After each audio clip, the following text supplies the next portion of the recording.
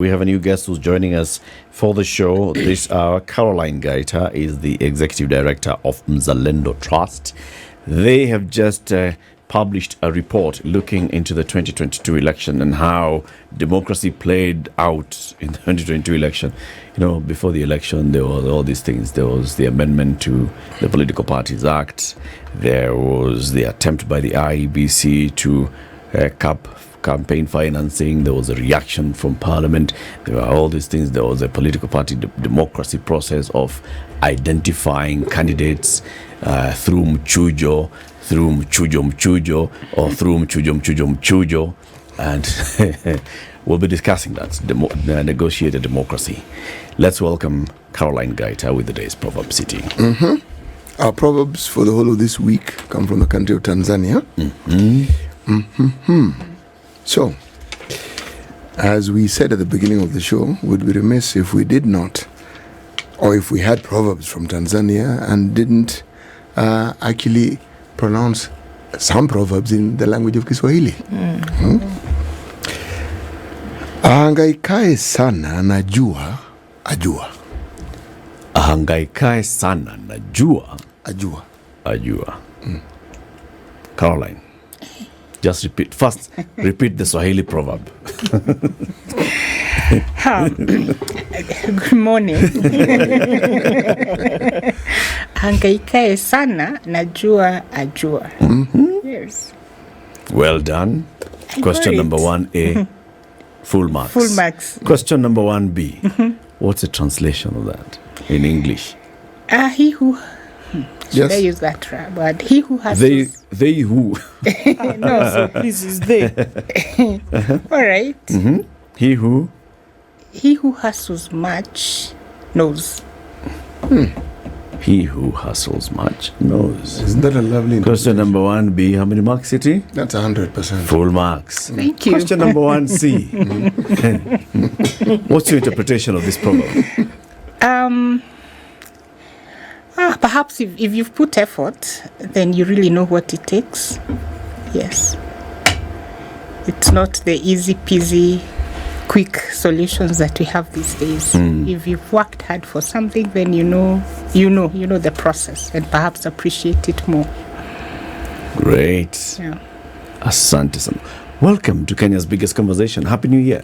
Happy New Year. It's been a while. Last time I was here, I think was immediately after August. We hadn't gone to the Supreme Court. Yes.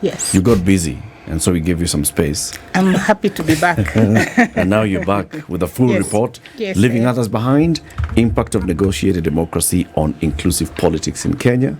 You know the thing we call inclusive politics, Caroline. Now you've come again and again. Najua hii situation room ni kama kampuni. Kuna shareholders. Yes. Are you paying? Have you bought your shares? Wale walipanda mbegu ndio wanarudi mara ya pili. Ndio watavuna. Wale wengine happy sasa to be a shareholder. watakuja baadaye. Wachukue kidogo ili mebaki. Yes. Karibu. Tell us about this particular report. All right. And let me start by just really acknowledging how happy I am to be back and glad that you give us this opportunity to discuss the report. And I think your background as you're introducing this session of the show really did it, that in these elections we saw changes to the Political Parties Amendment Act. We saw the introductions of new issues around negotiated democracy, consensus building, polling to determine who would be the right candidate. We replaced the word primaries in the political party process with nominations. And of course, the whole background around the campaign spending, the capping of campaign spending limits and the failed attempts to get the Campaign Financing Act effective in the 2022 elections. So it's against that background that we decided to do this research to really look at all these processes, a triad of those processes, and see how then they impacted the participation of women, the young people, and the persons with disability in the 2022 general elections. Interestingly, you've used the words negotiated democracy. Yes, because in essence, it's not a new concept, especially since the advent of devolution, because we've seen it at play in the northeastern, eastern regions. We've also seen it in some counties like Migori, where you have one or two minority ethnic groups and a big majority group. And we've seen it even in ordinarily normal, what I would call normal counties, but where you have a majority and a minority group. And the idea has been, how do you avoid conflict by ensuring that you perhaps agree on how the positions of power within that county or within that region is going to be distributed. And so you've seen where there's an agreement that if one community within that county gets the governor, perhaps the deputy governor needs to come from the different community. In Northeastern, there has been an issue of clans. How do clans negotiate the different positions within the county to make sure that there's a sense of inclusion, but most importantly also to avoid conflict, as had been witnessed before. So increasingly, since the promulgation of the Constitution, it emerged as a method that's perhaps more peaceful than competing for these positions, as was the case before. You know, when you say negotiated democracy or negotiation, one presupposes that there is a conversation between two parties. So we have seen that in the northeastern part of the country where, well, it's sort of rotational. This is the clan that's in power today, the other one will come next time. In those other communities or counties that you talk about, Migori, for instance, was there really a conversation between the Luo and the Kuria that, you get the governor, we get deputy? Or is it just trying to accommodate and trying to make sure that this candidate then also gets votes from the other side? So it's more of the accommodation, and you've rightly picked out Migori. But if you look at it, might not have been so prevalent in 2022, but if you go back to 2013, the idea then, there was the whole conversation, especially with the Kuria community, was to try and accommodate them. But why we brought in the word negotiation is because within the 2022 elections, we then saw the political parties amendments leading to this new monster or big behemoth called coalition parties. A coalition political party. Coalition political party. And within that coalition political party, and you're seeing it now, you see a lot of people are now courageously coming out and saying, I was asked to step down, I was promised this. And that's really what this research sought to find out, that who are the people who increasingly had to step down. And part of it actually was when the nomination processes, we realized that a lot of women, especially top women, were stepping aside to accommodate especially the men in the elections, and were curious to then see how many of these not really how many, but how was this whole process affecting these women and the young people. And so that negotiation within the coalition is what gave rise to the title. If at all there was that conversation, that was also something that we sought to find out. Were these women or youth or persons with disability in that room when this conversation was taking place, or did they receive some requests outside the room? Yes. It could be, a double question here. Yes. So then, in its true form, if you look at negotiated democracy, do we see then negotiated democracy playing out in its true form when you talk about some people then being asked to give up their seats or give up their position in order for somebody else to come in? Is that really democracy as a result of this negotiation, or is it elbowing out? That's the first part of it. And then even with this noise, because that's what it is, during a campaign, during election, we hear a lot of noise. But are we able thereafter, and maybe that's one of the results of this report, are we able to see the steady but compounded progression of some of the elements of democracy having played out? That you look at the period from the last election and you look at where we are today, can you look at progression and say, yes, actually, we've, come some rungs up, or have we gone, some rungs below?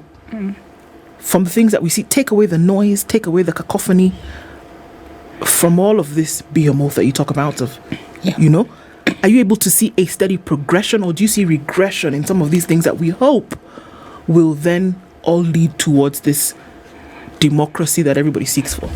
Okay, let me start with the last bit of the questions. Do we see any progress in terms of the elections, especially the nomination processes? I think for the first time we had what I would call largely peaceful party nomination processes. If you recall, in 2017 and in 2013, it's been a chaotic process where in terms of parties electing who would be their candidates was a really chaotic process. But this process seems, this whole coalition arrangement and the new nomination process and the whole aspect of either identifying the best candidate through a polling or a consensus or a table discussion seems to have given us a largely peaceful nomination process. But the question at the back of it has been, at what cost? And that is really the question that we need to be answering. That was it a decision that was participatory? We always say that one of the best provisions around our constitution is the element of public participation, including in the universal suffrage in terms of electing our people. And so where you have a process that where a few people, and they're mainly men, because if you look at the political party leadership, except now we have 90 political parties, so there could be an additional number that has more women in leadership. But if you look at the big 10 political parties, very few of them have women at the top or even women at the governing body. And so it means that a lot of these decisions are being made in boardrooms by men. So the positive is maybe the peaceful nature of the party nomination processes, but I think the negatives far outweigh the process in terms of lack of a participatory framework. I want to read some excerpts from this report, Yes. because you raise several issues, especially in the executive summary. One, you look back at the effect of the Political Parties Act, where you say that through the Political Parties Act, Amendment Act of 2022, Parliament expanded the space for negotiated democracy by introducing the unconstitutional provision of indirect nominations and potentially legalized an electoral offense of belonging to more than one political party at a time. Also bringing about duplication of roles between the Office of the Registrar of Political Parties and the IEBC regarding timelines and management of party certification of nomination rules, membership lists, party lists, and then creating a conflict in the Elections and Political Parties Acts. That is on one. Then you also cite the issue of election campaign financing. And you say that among the political class, there is no appetite for regulating election campaign financing. The other side of that coin was that the electorate wanted to be treated for them to support an aspirant or candidate, making the financing of one's campaign inordinately expensive, especially for youth and women who are unable to finance their campaigns. Therefore, this means that the unintended consequence here is those who are already marginalized end up being more marginalized. The youth and women. Higher zoning, you say, it was not overtly practiced by political parties, but because it was clear it would be an electoral offense. However, in areas considered particularly party or coalition strongholds, there was a lot of intimidation and threats of aspirants belonging to an opposing party or coalition. In other situations, it seemed that parties self-censored where they felt it was not a party stronghold, and therefore they gave little support to their own members in their own party. Basically, this report is like showing us the whole concept of negotiated democracy as was practiced in our last year election ended up with very many people who were victims, including democracy itself. I think that's a good summary. Because let me start with the issue of campaign financing, then get back to the zoning. So on the issue of campaign financing, it's one of the areas that we and other partners really campaigned around, advocated around. And this is informed not just by the fact that there has been an act since 2013 that has not been operationalized, and the fact that since 2013 there has been no regulation. So part of the campaign we were doing was to then ask Parliament to pass those regulations, which of course didn't go through. As we were doing this, you may recall that the IEBC also released the Gazette notice around the spending limits, which for all intents and purposes were all also very astronomical, really astronomical. And then finally, just around the same time, Mzalendo and other partners also did release a report on the cost of politics in Kenya. And we had identified what it would cost you to run for the 4 legislative positions of Member of Parliament, Women Rep, Member of County Assembly, and the Senate. And these figures capped, at top at 35 million for a senator, minimum at 3 million for an MCA, 18 million for a member of a single constituency, 22 million for a women's assembly. These are figures that are really out of reach for most people. And this was in terms of the 2017 elections. And what we were seeing in that report was that the cost of politics is really changing the landscape of politics in this country, because money is really what is now the determining factor. And what that means is that if you don't have money, and in a lot of cases, women, young people, persons with disability are the ones without that source of income, without that level of collateral, without that level of security. It means that the playing field is already unfair even before you put out your name to run. On the issue you've talked about, the treating of citizens, from that research, especially on the cost of politics, we identified that politicians actually spend a large chunk of that cost on people, handouts, harambees, demands. Once you decide to run, there's a church fundraiser, there are all these resources that you'll need to give. And if you don't, your competitor will. And your competitor will because they have more money. So that changes the landscape, already tilts the ground in favor of those with money. And in most cases, those with money are those that have more experience and ordinarily male. And we can see the results of the 2022 elections in terms of the gender numbers. Now, in terms of the zoning, so to respond to your question as to whether this was really a good approach, I think the answer is no. That we may have had harmony, but at what cost in terms of these other things that we have been trying to do to enhance the participation of the special interest groups in the political processes. And more often than not, you will find that even when the women have proven, or the young people have proven themselves that they can do the job, the politics, money still comes into effect. And what I keep reminding people, and especially with these elections, is that we need to be cautious not to limit ourselves to this perception of the cost of politics around the elective positions, because we are also seeing how this then unfolds outside the electoral process, as now the same very well-resourced people come out and start looking for other positions outside government. So you are perpetuating a sense of a small clique of people who own the government system, or the system in any format. If you're not in this position, then you can be in the next position and the next. Where does that leave the rest of the group that is largely? It's been argued that we and our politicians are hewed from the same basic materials, meaning they represent us. It's been put in many other ways. So even as we talk about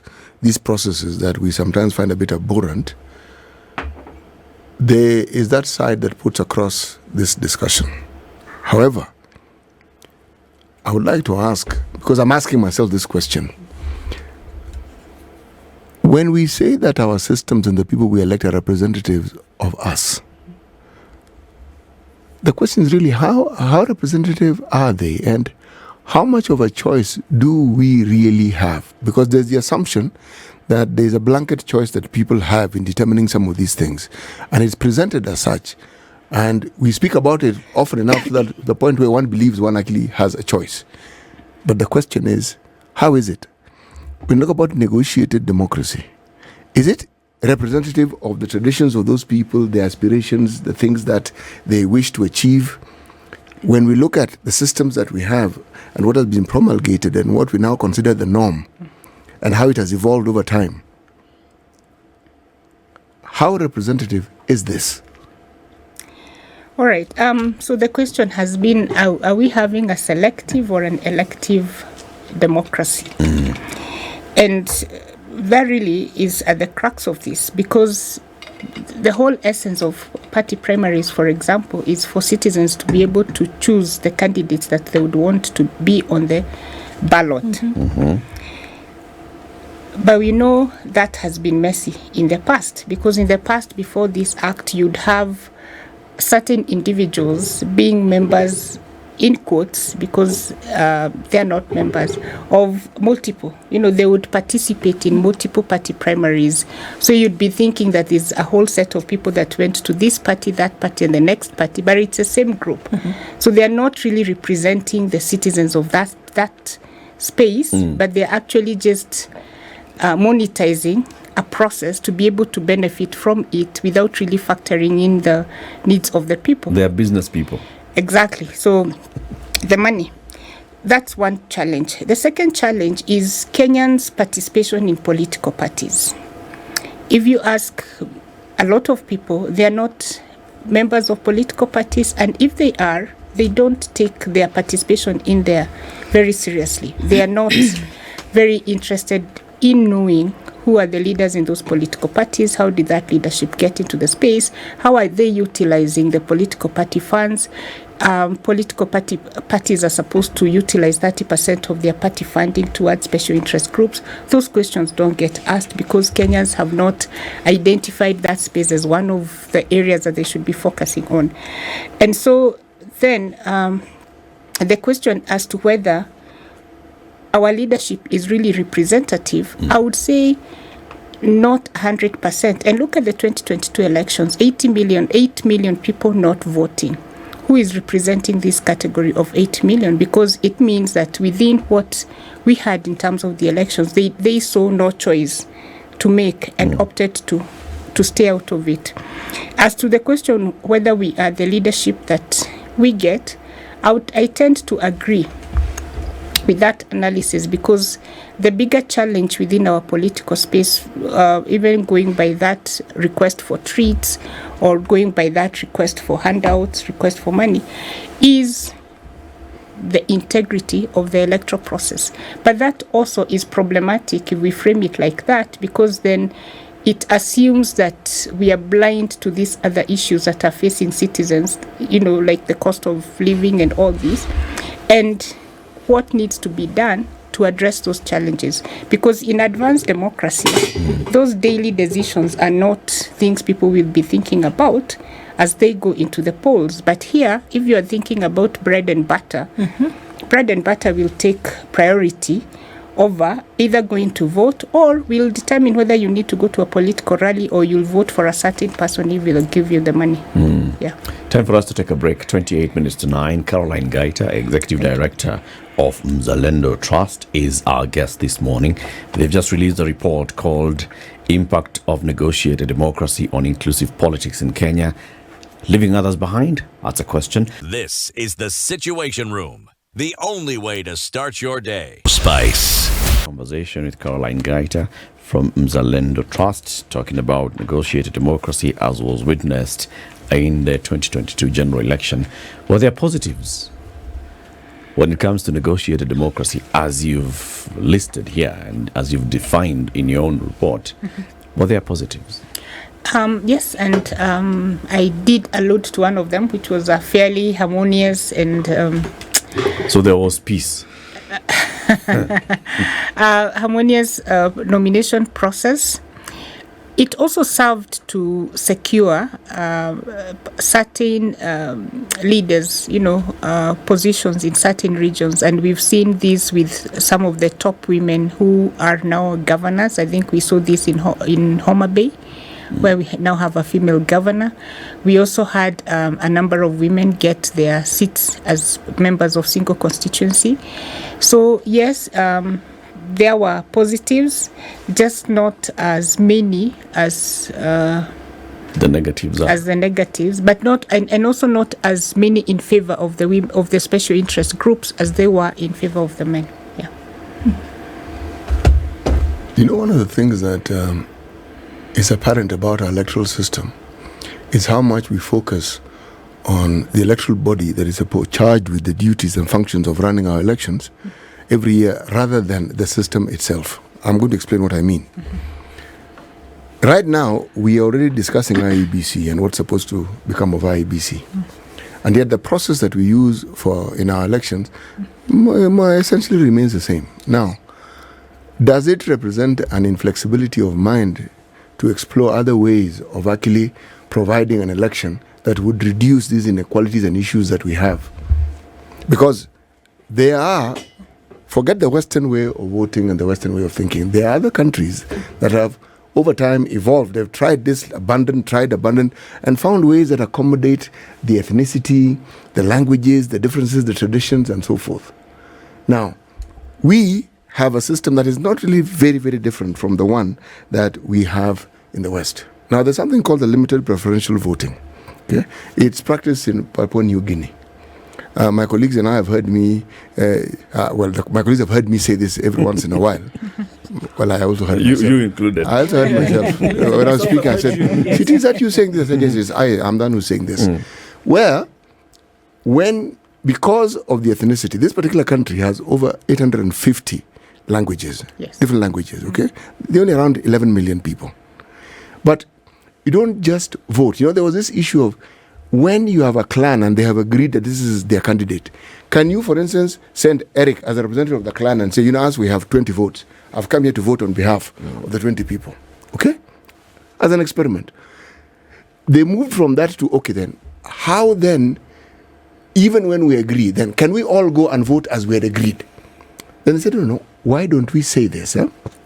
As we elect, when you go to the different clans, I'm talking about a member of parliament, for instance, why don't we rank it and say, okay, look, you have three options. When you vote, there's the position where you can vote for choice number 1, choice number 2, choice number 3. So when you aggregate who's supposed to be the winner, the one who gets the number 1 position the most is the one who ends up being the winner. Meaning, if I go to a place in whose clan where I'm not favored, I will not tell them to elect, but just say, please, just give me number 3. Because, yes, give your son this one, or give me number 2. But it enables people to have that flexibility of mind, so you can even tell who the preference is. But in this case, the preference is one person, and that one person only. And that particular system is carried on even with the election of, say, in our case, would be of governors and of the president. So you have a preference. In this region, you can actually tell this guy was the most popular, this was number 2, this was number 3. Now, it may seem tedious, but the process of giving people the actual choice of determining the preferential way in which they want to choose is among the many choices that are available. Now, if those who talk about the electoral system and how we hope to improve it keep talking about the same thing, but focus on the people who are going to run it, because that's what we do, we really will not have any real change in our electoral system, will we? No, and partly because, we also look at elections as an event. So a lot of attention goes into the elections the last year of the electoral cycle, as opposed to beginning addressing those issues immediately after the elections. But in terms of this preferential voting process, if you look at one of the methods that was utilized during the party primaries last year, it was a polling process that was adopted by some of the political parties. If I understand you correctly, we are then saying perhaps that's a method that we could utilize at a large scale, and ask the certain people, or through a polling system, to choose who is the most preferred candidate, and the rest drop out and opt, for example, to go for MCA or to go for MP as opposed to governor. Where does that leave the citizen choices, or will they have taken part in the polling process? It's the citizens who actually they're the ones who are polling. Yes, they're the ones who are polling. Yes, exactly. Just like we go to vote. Here we had blue for president, green for governor, yellow for MP, pink for MCA, purple for women rep. Now, alongside that, even on that sheet of paper, you'd have preference. You write number 1, number 2, number 3. Exactly. You say this one is my number 1, this one is my number 2, number 3. So there's the understanding. What am I saying? I'm not saying this is a perfect system. Yeah. I am saying that when you want to solve a problem that we seem to keep discussing year in, year out, and we're discussing the same thing year in, year out, should we not change this thing? Look at different ways. Yes, exactly. But I think, City, that's what Caroline is saying. If you look at that polling system that was introduced by political parties, that's trying to expand away. Yes. Well, the preferential renewal of 11 million people in Papua New Guinea speaks highly about those people. 11 million people, there are 83 tribes. 850? 850 languages. Just so that you get 850 languages in 11 million people. Okay. And then when it comes to 11 million people going to vote, you're still not going to have even just one person who's going to emerge. Is going to be. You've gotten to the heart of the matter. Now, if that is their population, the level of disagreement, exactly, and the complexity, we don't have 850 languages in this country. Our complexity in that regard is less. And yet we have more conflicts and disagreements. This is the point. With a very with around 43, 44 tribes, as opposed to 850. And so the question then we should be asking ourselves is, what are some of the lessons we could learn from the 22 elections, positive lessons that we could learn, and perhaps we could explore and take further? Because regulatory frameworks, legislation, they're all dynamic. They can be changed to accommodate developments, to accommodate changes. And part of what this research then ought to do is help start that discourse. Is polling a good option? Is it a good option, not just in terms of creating harmony within the party primaries, but also addressing the issue of too many? Remember, these elections, we also had too many candidates, very many candidates, of addressing too many candidates. And at what point is it done? Because one of the other issues that came out as we're discussing this research also is around this process of negotiating or polling. At what point should it be done? Because then when you're looking at the cost of the politics, there are a lot of people who've invested in the process up to that point. Yeah. And once they drop out of the process, there's no mechanism. I guess it's a risk, but there's no mechanism to compensate them. You could take the risk of a promise. I thought the people who vie for the electoral position is voluntary. I mean, and they know. Yes, I thought you could get or not get. Yes, exactly. Because at the end of the day, it's only one person who's going to emerge the winner. That is correct. Yes. But remember, a lot of see what you're seeing in the papers this week. I was asked to drop out. And promised with a promise of. But you have no control of those promises because you don't have the guarantee that you will form government. Actually, and that you can fulfill those promises. Those are risks. And maybe they're good risks. But maybe they are good risks, but the disenfranchisement that comes out of it, especially for this category of people, then, and especially if had they gone the whole race, they had an option of winning. Because here we are not saying, remember, in addition to that polling, you're also having the process where you're in a coalition and you're asking one person from this political party to step down in favor of a candidate from another political party, which is slightly different because on their own, they probably had a chance for their party. You know, when you talk about choice, really, being limited, the choice isn't limited. It isn't even confined. If you are in a party and that is a process that they apply and you disagree, you have choices. You can leave the party. I'm not saying this flippantly. I'm saying that we have seen people who have followed that path.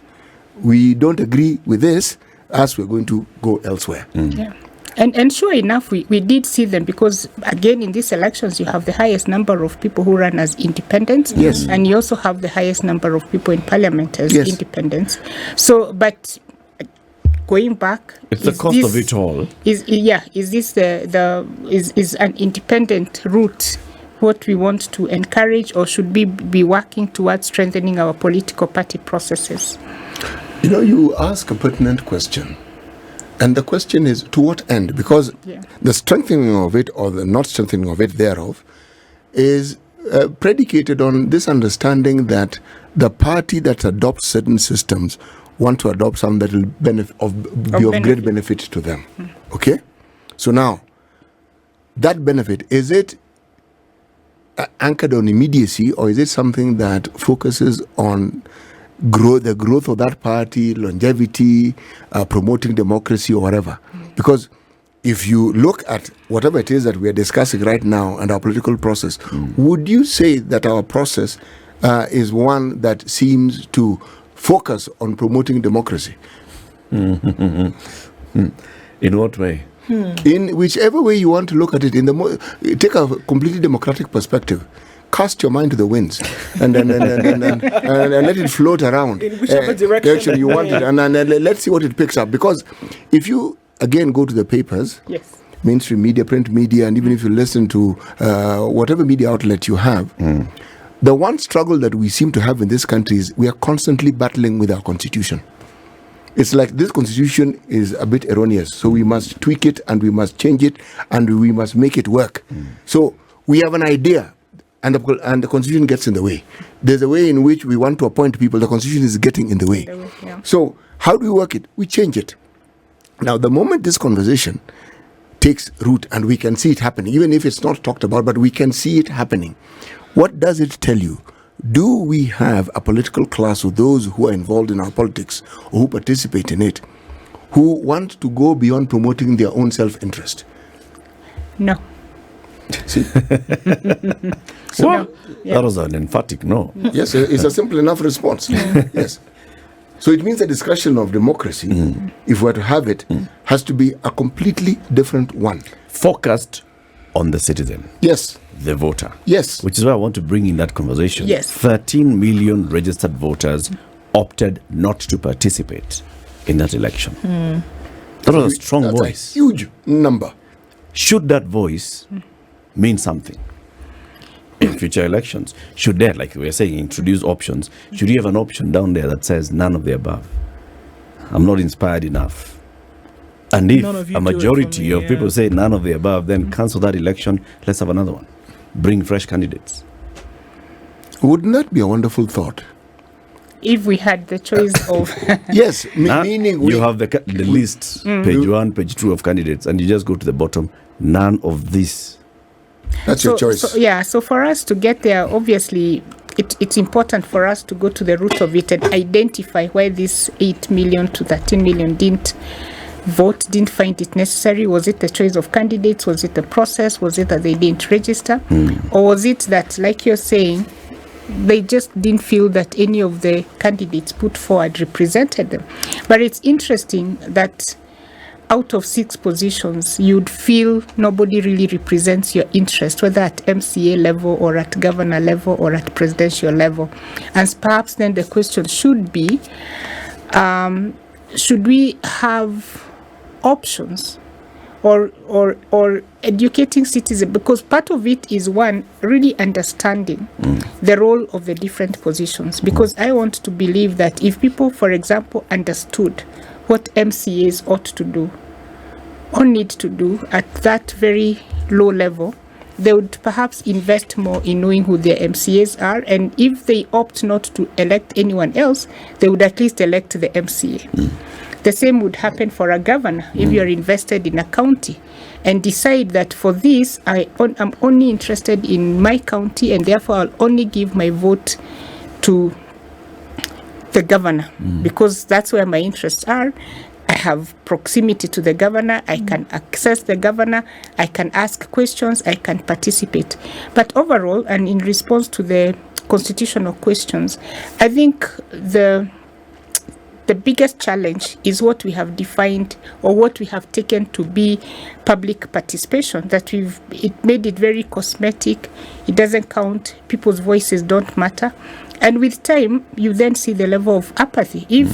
Even when the basic public participation process towards a legislation or towards a county development plan, your voice doesn't count. Why should it count at that high level? So a lot of investment needs to then go towards sensitizing citizens on the roles, on why it's important for them to participate, on how they can hold their leaders to account. Because if there's a level of accountability, and I know that's perhaps a long shot, but if there's a level of accountability also on the leadership, and citizens feel that they can do something. The Constitution envisaged that when they put, when the framers of it put the recall clause, but we know what has happened with that recall clause. But if we give life to some of these provisions around recalling, around giving life to Chapter 6, and you see that the leaders you want are the people that are in office, there might be an effect. It could be slow, but with time, we could begin to reap the dividends of good leadership, and citizens would be more invested, not just in terms of the short-term gains around an electoral process, but very invested in a long-term gain of the leadership that they put into office. I think it ought to be a requirement for the state to look at how to make sure that you have brought citizens on board. Because I go back into this, 13 million, and the 13 million, I mean 13 million eligible Kenyans who should have voted in the last election did not. There are those who opted not to even register as voters, 4 million of them. And then there are those who had registered as voters, they didn't turn up, about 8 million of them. 8 million. Okay? So that's a high number, and that should tell something to the state. What is it that you're saying? So how do you reach out to those? How do you find out exactly why they chose not to participate? What's the reason for their apathy? And an interesting observation also around these numbers was that in these elections also, the number of registered young people also dropped, from 2017. So if you have the generation that we are quoting as the future generation not invested in a process that informs their future, then there's a very big problem. And we do need to go out there and narrow the gap between the government, between the duty bearers, and between the citizens, because that seems to be a very large gap. And with time, if it's not addressed, then where are their issues getting addressed? Because at some point, there'll need to be a solution to the issues they face. And if they feel that their voices don't count in the mainstream issue, then we are also quoting certain challenges in the future. Eric, the point you're making, and why it's actually extremely valid, is this. For there to be a vote of no confidence of any meaning, we normally require 2/3. Okay? Yep. Now, 13 million is a really serious percentage if you look at the registered voters. So it may not be 2/3, but if the trend continues, we are seeing a growing vote of no confidence in the system and its outcome. Yes. And it's not a voice that can be ignored. Because you can actually argue conversely that had this group voted, perhaps the electoral outcomes would have been different. Would be different, yes. And even now, they're not voting has made it different. Yep. Yes. Yeah. It's not a figure that is not impactful. It's very, very impactful. And it's significant. It is. And there is need. So for us on this side of civil society organizations, it's really going back to the drawing board and trying to identify what are these issues that led us to these 13 million people not vesting in the elections, and trying to address them, but then also the need to start addressing these issues now. But I think, like I've said, the most important is narrowing that gap. The government across the two levels has a responsibility to really try and put in place mechanisms to make these voices heard, because we also can't be talking, as per the title of the report, leaving no one behind, but we are leaving a large segment of the population, not just in terms of the decisions that we make, but ensuring that they're actually not involved in any decision-making process. And those are the questions that we need to be asking ourselves as we move forward and as we now get into the next set of elections. And answering in the future, isn't it? Yeah. Answering, yes. Caroline, congratulations on this report. Thank you very much. Clearly, you took a lot of time to put together the report. Thank you very much. And now it's time for you to relax a bit and start watching some TV.